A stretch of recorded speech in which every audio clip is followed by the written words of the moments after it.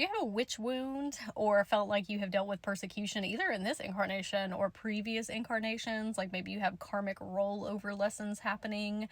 You want to get deeper into soul fragment healing.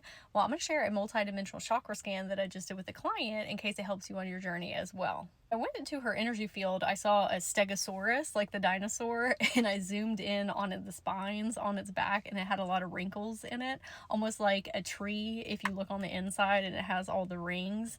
And it was supposed to be representative of her being a very ancient old soul. She had many different incarnations. As I went deeper into her chakra field, there was a woman that was putting together origami, and she asked me to follow her. And so all of a sudden we're in these like kind of medieval times, and we're going into a market, city market, and there was all these fruit stands. And as we're walking by, I started to notice that a lot of the fruit was rotten.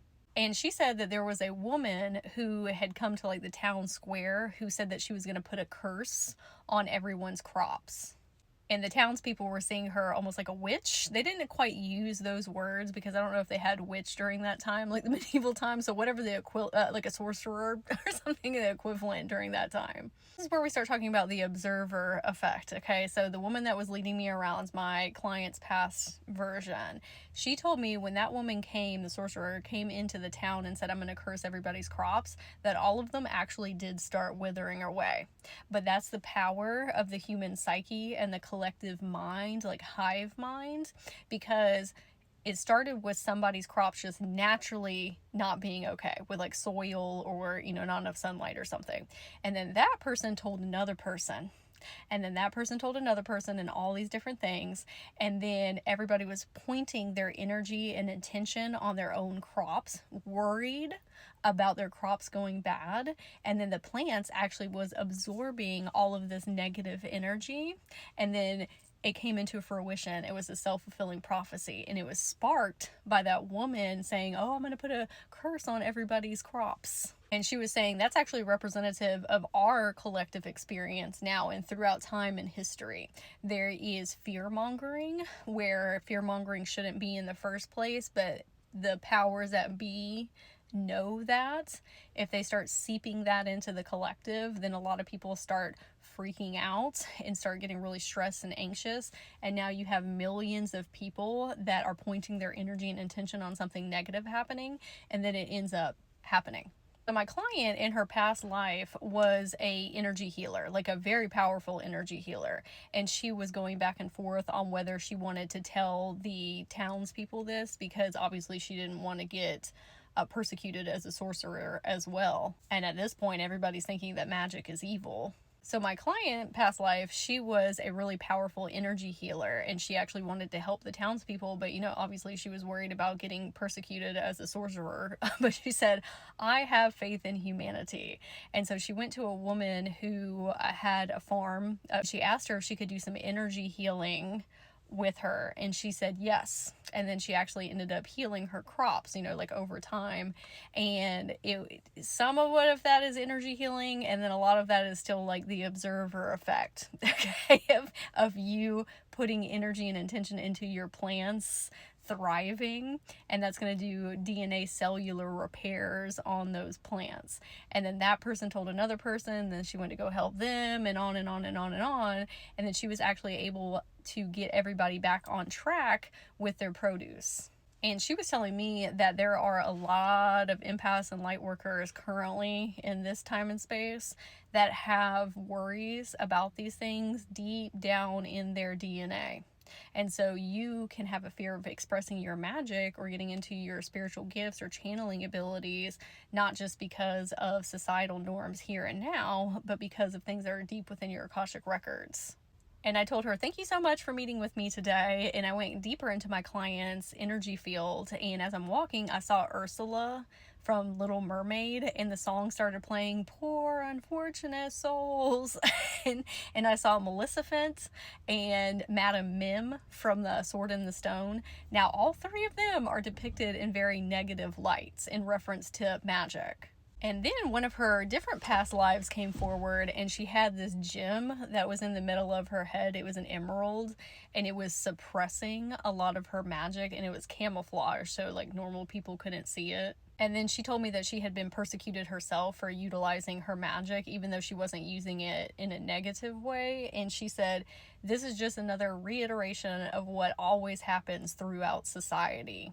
They paint us like evil witches and run at us with pitchforks and think that we're trying to hex and curse everybody when we're just out here trying to do good things for the community for the most part. You know, obviously, like, everybody in the world doesn't have the greatest intentions, but from what space she was speaking from, of, I'm just trying to help people. And she was holding on to a lot of bitterness and resentment, which, you know, if you're treated a certain type of way for a long time, you know, you're going to feel that way. And I said, oh, there's somebody that I want you to meet. And I actually asked the first incarnation that I had met with, the energy healer with the crops, I asked her to come in and speak with us, like a counsel. And she was explaining what had happened in her timeline and how she had taken a leap of faith and trusted her collective and society, and that it actually turned out great. And then the second incarnation, the one that had been persecuted, she said, don't worry, they'll turn on you too. And she was like, nope, they never did. She said, we all learned that magic can be a form of healing, and that it can be wielded by people who have beautiful energy and really just want to be of service. She said, your blind rage and your resentment has actually blocked you from connecting with me, like that different timeline, and many different other timelines. She said, you have the ability to connect with all of us because you're very powerful as well. But your channels are closed down from that, from support from self, healing from self, okay? Because you just don't want to have anything to do with it, because you're looking through these very specific perceptual lenses of what have only happened on your timeline, but that doesn't represent the all. And how that affected my client in the present is this woman who had been persecuted, this sorcerer, she was blocking her from a lot of her spiritual gifts and accessing them because she was trying to protect her. And the energy healer who helped with the crops was like, you need to open your mind to new possibilities and have more faith in humanity. Otherwise, all of the incarnations that we are experiencing through our Akasha field are going to be living under this fear umbrella forever. And it was so beautiful because she opened up her heart space, and all of these other timelines that had very magical abilities started coming forward to tell her about the great experiences they had had in their different timelines. And the energy healer that helped with the crops, she said, are you willing to open up to the new possibilities? And then the sorcerer who had been persecuted, she said, if it is for the good of all of us, talking about all her incarnations, she said, yes, I'm willing to do that. All of the different incarnations started having this healing celebration council meeting with one another. And this whole reading was really about learning how to point our energy and intention on things that we want to happen instead of focusing on things that maybe have been negative in the past. And, you know, that is to keep ourselves safe. Okay, but it'll turn into a self-fulfilling prophecy if we're always living under those umbrellas of fear, especially if you are living in new times and space where you can be a lot more free with your magic and your whimsy and your spiritual gifts, which was representative of my client in the here and now. She wants to become this more proficient energy healer, but when we have these things that are rooted within our Akashic records that are kind of like blocking our channels from these things, it can be a little bit more difficult. So through this soul integration, we are able to clear a lot of her channels. So if you would like to learn more about yourself through a multidimensional chakra scan, you can go to my profile and check the comments or the description box below.